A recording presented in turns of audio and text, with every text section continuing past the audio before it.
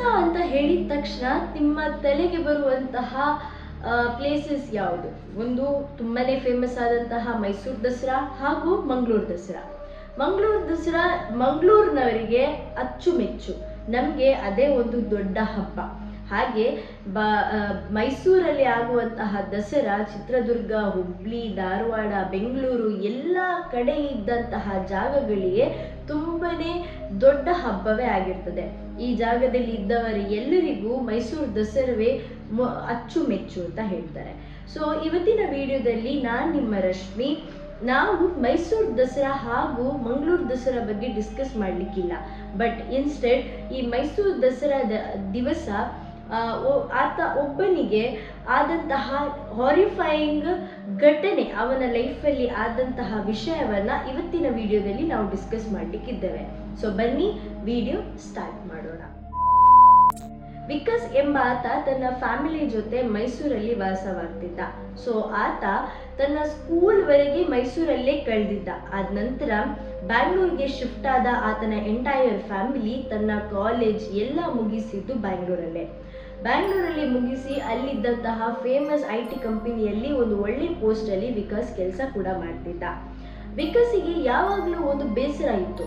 ನಾನು ಬ್ಯಾಂಗ್ಳೂರಲ್ಲಿ ಸೆಟ್ಲ್ ಆದ ಕಾರಣ, ಬ್ಯುಸಿ ಲೈಫ್ ಇದ್ದ ಕಾರಣ ತನ್ನ ಮೈಸೂರು ಎಂಬ ಊರಿಗೆ ಹೋಗಿ ಅಲ್ಲಿದ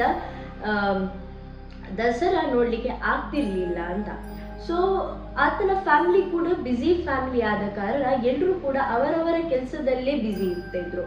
ಹಾಗಾಗಿ ಒಂದು ದಿವಸ ಆತ ತನ್ನ ಫ್ರೆಂಡ್ ಮೈಸೂರಲ್ಲಿದ್ದಂತಹ ಅಕ್ಷಯನ್ನ ಕೂಡ ಮೀಟ್ ಆಗಬೇಕು ಹಾಗೂ ಮೈಸೂರು ದಸರಾ ಕೂಡ ನೋಡಬೇಕು ಅಂತ ಆ ಒಂದು ರಾತ್ರಿ ಅಲ್ಲಿಂದ ಹೊರಡ್ತಾನೆ. ರಾತ್ರಿ ಹೊರಟಂತ ವಿಕಾಸ್ ಸ್ವಲ್ಪ ಹೊತ್ತಿನ ನಂತರ ಮೈಸೂರು ತಲುಪ್ತಾನೆ. ಅಲ್ಲಿ ಮೈಸೂರು ಪ್ಯಾಲೇಸ್ ಇಂದ ಆಲ್ಮೋಸ್ಟ್ 10 ಕಿಲೋಮೀಟರ್ ನಂತರ ಒಂದು ಬಸವನಹಳ್ಳಿ ಅಂತ ಸಿಗ್ತದೆ. ಆ ಬಸವನಹಳ್ಳಿಯಲ್ಲಿ ಈತ ಚಿಕ್ಕಂದಿನಿಂದ ಹುಟ್ಟು ಬೆಳೆದಂತಹ ಹಳ್ಳಿ ಅದು.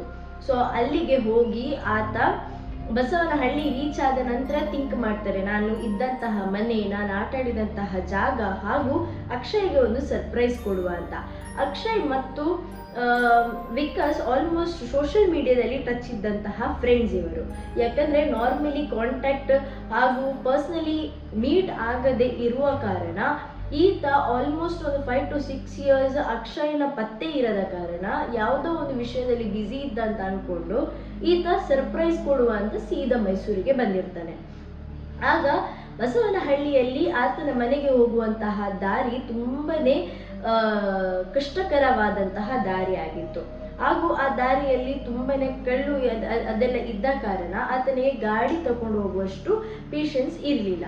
ಸೊ ಗಾಡಿಯನ್ನು ಅಲ್ಲೇ ಪಾರ್ಕ್ ಮಾಡಿ ಆತ ನಡ್ಕೊಂಡು ಹೋಗ್ತಾ ಇರುವಾಗ ಥಿಂಕ್ ಮಾಡ್ತಾ ಹೋಗ್ತಾರೆ, ಇಲ್ಲಿಂದ ಸ್ವಲ್ಪ ದೂರದಲ್ಲಿ ನಮಗೆ ಜೋಳದ ತೋಟ ಸಿಗ್ತದೆ, ಅದರ ನಡುವಲ್ಲಿ ಒಂದು ಕವಲು ದಾರಿ ಇರ್ತದೆ, ಆ ದಾರಿಯಲ್ಲಿ ಹೋಗ್ಬೇಕು ಅಂತ. ಸೊ ಇದನ್ನ ಥಿಂಕ್ ಮಾಡ್ತಾ ಹೋಗುವಾಗ ಒಬ್ವಿಯಸ್ಲಿ ಅವ ಥಿಂಕ್ ಮಾಡಿದ ಹಾಗೆಯೇ ಅಲ್ಲಿ ಒಂದು ಜೋಳದ ಫೀಲ್ಡ್ ಇತ್ತು. ಆ ಗದ್ದೆಯ ನಡುವಿಂದ ಹೋಗ್ತಾ ಇರುವಾಗ ಅಲ್ಲಿ ತುಂಬಾನೇ ಕತ್ತಲಾದ ಕಾರಣ ತನ್ನ ಮೊಬೈಲ್ ಟಾರ್ಚ್ ಲೈಟ್ ಅನ್ನ ಹಿಡ್ಕೊಂಡು ಅಲ್ಲಿಂದ ಹೋಗ್ತಾ ಇರ್ತಾನೆ. ಹೋಗ್ತಾ ಆತನಿಗೆ ಯಾರೋ ಒಬ್ರು ಪಾಸ್ ಆದಾಗೆ ಫೀಲ್ ಆಗ್ತದೆ.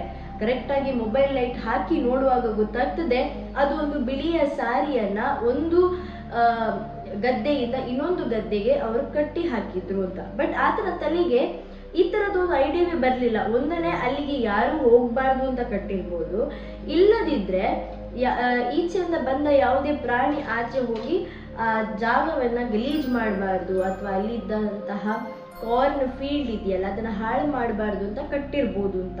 ಇದು ಎರಡು ಕೂಡ ಅವನ ತಲೆಗೆ ಬರಲಿಲ್ಲ. ಆತ ಏನ್ ಮಾಡಿದ, ಆ ಬಿಳಿಯ ಸಾರಿಯನ್ನ ತೆಗೆದು ಅದರ ನಡುವಲ್ಲಿದ್ದಂತಹ ದಾರಿಯಲ್ಲಿ ಹೋಗ್ತಾ ಇದ್ದ.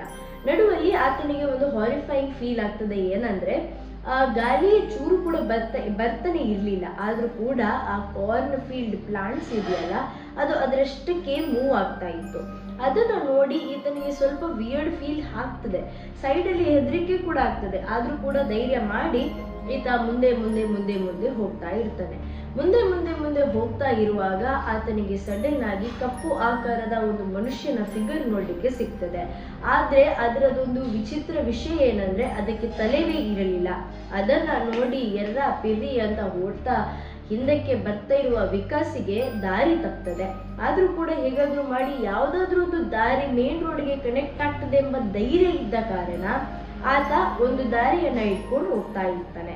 ಹೋಗ್ತಾ ಹೋಗ್ತಾ ಹೋಗ್ತಾ ಸಡನ್ ಆಗಿ ಅವನಿಗೆ ಒಬ್ಬ ಕೂಗುವಂತಹ ಸೌಂಡ್ ಕೇಳಿಸ್ತದೆ.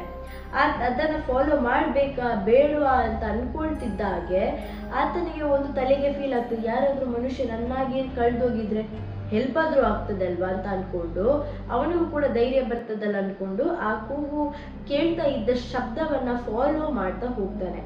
ಫಾಲೋ ಮಾಡ್ತಾ ಹೋಗುವಾಗ ಅವನಿಗೆ ಒಂದು ರಿವರ್ ಸೈಡ್ ಸಿಗ್ತದೆ. ಅಲ್ಲಿ ಒಬ್ಬ ಹುಡುಗ ಕುತ್ಕೊಂಡು ಕೂಗ್ತಾ ಇದ್ದ. ಅವನ ಹತ್ರ ಹೋಗಿ ಯಾರಪ್ಪ ನೀನು ಅಂತ ಕೇಳುವಾಗ ತಿರುಗಿ ನೋಡುವಾಗ ಶಾಕ್ ಆಗ್ತಾನೆ. ಅದು ಬೇರೆ ಯಾರು ಅಲ್ಲ, ಆತನ ಫ್ರೆಂಡ್ ಅಕ್ಷಯ್ ಆಗಿದ್ದ. ಆತನನ್ನ ಹಗ್ ಮಾಡಿ ಆತನಿಗೆ ಅವನ ಜೊತೆ ಆದಂತಹ ವಿಷಯವನ್ನ ತಿಳಿಸ್ತಾನೆ. ವಿಷಯ ತಿಳಿಸಿ ಅಕ್ಷಯ್ ಆಗ ಹೇಳ್ತಾನೆ, ನಿಂಗೆ ಮೊದಲೇ ನಂಗೆ ಇನ್ಫಾರ್ಮ್ ಮಾಡ್ಬೇಕಿತ್ತಲ್ವಾ, ನಾನೇ ನಿನ್ನನ್ನ ಪಿಕ್ ಮಾಡ್ಲಿಕ್ಕೆ ಬರ್ತಿದ್ದೆ. ಈ ಜಾಗ ಮೊದ್ಲಿನಾಗಿಲ್ಲ, ಇಲ್ಲಿ ತುಂಬಾ ಹಾರಿಫೈಯಿಂಗ್ ಇನ್ಸಿಡೆಂಟ್ಸ್ ನಡೆದಿದೆ, ಸ್ವಲ್ಪ ಜಾಗ್ರತೆ ಅಂತ ಹೇಳಿ ಆತನ ಹತ್ರ ಇವನು ಹೇಳಿದ ವಿಷಯನ್ನೆಲ್ಲ ಕೇಳಿ ಹೇಗಾದ್ರೂ ಮಾಡಿ ಮೇನ್ ರೋಡ್ ಕಾರ್ ಇದ್ದ ಜಾಗಕ್ಕೆ ತಲುಪ್ತಾರೆ. ತಲುಪಿದ ನಂತರ ವಿಕಾಸ್ ಅಕ್ಷಯ್ ಹತ್ರ ಹೇಳ್ತಾನೆ, ನಾನು ಇನ್ನೊಂದು ನೋಡ್ಲಿಕ್ಕೆ ಬಂದದ್ದು ಹಾಗೂ ದಸರಾ ನೋಡ್ಲಿಕ್ಕೆ ಬಂದದ್ದು, ಬಾ ಹೋಗೋಣ, ದಸರಾ ನೋಡ್ಲಿಕ್ಕೆ ಹೋಗುವ ಅಂತ ಹೇಳ್ತಾನೆ. ಅದನ್ನ ಕೇಳಿದ ಅಕ್ಷಯ್ ಹೇಳ್ತಾನೆ, ಇಲ್ಲೇಪ್ಪ ನಂಗೆ ಅಲ್ಲಿಗೆ ಬರ್ಲಿಕ್ಕೆ ಆಗುದಿಲ್ಲ, ನಂಗೆ ಅದೆಲ್ಲ ಜಾಗ ಸೂಟ್ ಆಗುದಿಲ್ಲ, ನೀನ್ ಅಲ್ಲಿಗೆ ಹೋಗಿ ಬಾ ಅಂತ ಹೇಳ್ತಾನೆ. ಬಟ್ ವಿಕಾಸ್ ಅವನು ಚೂರು ಹೇಳಿದ ಮಾತು ಕೇಳದೆ ಆತನನ್ನ ಅಲ್ಲಿಗೆ ಮೈಸೂರು ದಸರಾಕ್ಕೆ ಕರ್ಕೊಂಡು ಹೋಗ್ತಾನೆ. ಅಲ್ಲಿ ಹೋದಾಗ ಮೈಸೂರು ಪ್ಯಾಲೇಸ್ ನೋಡ್ಲಿಕ್ಕೆ ಹೋಗುವ ಬಾ ಅಂತ ಹೇಳಿದ ವಿಕಾಸ್ ಅಕ್ಷಯ್ ಹೇಳ್ತಾನೆ, ನಾ ಮೊದ್ಲೇ ನಿನ್ನ ಹತ್ರ ಹೇಳಿದ್ದೇನೆ, ನಂಗೆ ಇಲ್ಲೆಲ್ಲ ಸರಿ ಹೋಗ್ಲಿಕ್ಕಿಲ್ಲ, ನೀನ್ ಬೇಕಾದ್ರೆ ನೋಡ್ಕೊಂಡ್ ಬಾ ಅಂತ. ಅಕ್ಷಯನ್ನ ಕಾರಲ್ಲಿ ಕುತ್ಕೊಳ್ಳಿಸಿ ವಿಕಾಸ್ ತಾನೇ ಒಬ್ಬನೇ ಹೋಗಿ ಮೈಸೂರು ಪ್ಯಾಲೇಸ್ ನೋಡಿ ಬಂದು ವಿಕಾಸ್ ಹತ್ರ ಹೇಳ್ತಾನೆ, ಅಕ್ಷಯ್ ಹತ್ರ ಹೇಳ್ತಾನೆ, ಬಾ ನಿನ್ನ ಮನೆಗೆ ನಾ ಬಿಡ್ತೇನೆ, ನಾಳೆ ಇನ್ನೊಂದ್ಸರಿ ನಾವು ಮೀಟ್ ಆಗೋಣ ಅಂತ. ಆದ ನಂತರ ಅಕ್ಷಯ್ ಹೇಳ್ತಾನೆ, ಇಲ್ಲಪ್ಪ ನನ್ನ ಮನೆಗೆ ನಿಂಗೆ ಬರ್ಲಿಕ್ಕೆ ಆಗುದಿಲ್ಲ, ನಾನು ಒಬ್ಬನೇ ಹೋಗ್ಲಿಕ್ಕೆ ಆಗುದು, ನಿಂಗೆ ಬರ್ಲಿಕ್ಕೆ ಆಗುದಿಲ್ಲ ಅಂತ. ಹಾಗೂ ನೀನ್ ಬರುವ ಜಾಗ ಕೂಡ ಅಲ್ಲ ಅಂತ ಹೇಳ್ತಾನೆ. ವಿಕಾಸಿಗೆ ಒಂದು ಟೈಮಿಗೆ ಸ್ವಲ್ಪ ವಿಚಿತ್ರ ಫೀಲ್ ಆಗ್ತದೆ, ಯಾಕೆ ಈತ ಒಗಟ್ಟಲ್ಲಿ ಮಾತಾಡ್ತಾನೆ, ವಿಚಿತ್ರವಾಗಿ ಮಾತಾಡ್ತಾನೆ ಅಂತ. ಮತ್ತು ಕೂಡ ಅವನನ್ನ ಅದೇ ಒಂದು ದಾರಿ ಹತ್ರ ಬಿಟ್ಟು ಹೋಗ್ತಾನೆ. ನೆಕ್ಸ್ಟ್ ಡೇ ಬೆಳಿಗ್ಗೆ ಅದೇ ಕಾರ್ನ್ ಫೀಲ್ಡ್ ಇಂದ ಹೋಗಿ ಆತನ ಮನೆಗೆ ತಲುಪ್ತಾನೆ. ಮನೆ ಹತ್ರ ಹೋಗಿ ನೋಡುವಾಗ ಒಂದ್ಸಲಿಗೆ ವಿಕಾಸಿಗೆ ಶಾಕ್ ಆಗ್ತದೆ, ಯಾಕಂದ್ರೆ ಅಲ್ಲಿ ಆತನ ಮನೆ ಎಲ್ಲ ಕುಸಿದು ಬಿದ್ದಿತ್ತು. ಅದನ್ನ ನೋಡಿ ಆತ ಒಂದ್ಸಲಿಗೆ ಶಾಕ್ ಆಗಿ ಬೇರೆ ಎಲ್ಲಾದ್ರೂ ಶಿಫ್ಟ್ ಆಗಿರ್ಬೋದು ಇವ್ರಂತ ಅನ್ಕೊಂಡು ಅಲ್ಲಿ ಇದ್ದಂತ ಹತ್ತಿರದ ಮನೆಯವರ ಹತ್ರ ಕೇಳುವಾಗ ಅವ್ರು ಹೇಳ್ತಾರೆ, 5 ವರ್ಷದ ಮೊದಲು ನಿನ್ನ ಫ್ರೆಂಡ್ ಅಕ್ಷಯ್ ಅದೇ ರಿವರ್ ಸೈಡ್ ಅಲ್ಲಿ ಸುಸೈಡ್ ಮಾಡಿದ್ದ ಅಂತ. ಯಾವ ಸೈಡಲ್ಲಿ ಅಕ್ಷಯ್ ಅವನಿಗೆ ಸಿಕ್ಕಿದ್ನ ಆ ರಾತ್ರಿ, ಆ ರಿವರ್ ಹತ್ರವೇ ಆತ ಸುಸೈಡ್ ಮಾಡಿದ್ದ ಅಂತ. ಇದನ್ನ ಕೇಳಿ ಆತನಿಗೆ ತುಂಬಾನೇ ಶಾಕ್ ಆಗ್ತದೆ, ತುಂಬಾನೇ ಹೆದರಿ ಅಲ್ಲಿಂದ ಆ ಟೈಮಲ್ಲೇ ಕಾರ್ ಹತ್ರ ಹೋಗಿ ಸೀದಾ ಬ್ಯಾಂಗ್ಳೂರಿಗೆ ಹೊರಡ್ತಾನೆ. ಸೊ ಮೈಸೂರು ದಸರಾ ಅಕ್ಟೋಬರ್ ತಿಂಗಳಲ್ಲಿ ಆದಂತಹ ವಿಕಾಸನ ಜೊತೆ ಈ ಒಂದು ವಿಚಿತ್ರವಾದಂತಹ ಹಾಗೂ ಹಾರಿಫೈಯಿಂಗ್ ಆದಂತಹ ಘಟನೆ. ಈ ಸ್ಟೋರಿ ನಿಮ್ಗೆ ಲೈಕ್ ಆಗಿದೆ ಅಂತ ಅನ್ಕೊಳ್ತೇನೆ. ನೆಕ್ಸ್ಟ್ ಇಂಟ್ರೆಸ್ಟಿಂಗ್ ಸ್ಟೋರಿ ಜೊತೆ ಸಿಗ್ತೇನೆ. Till then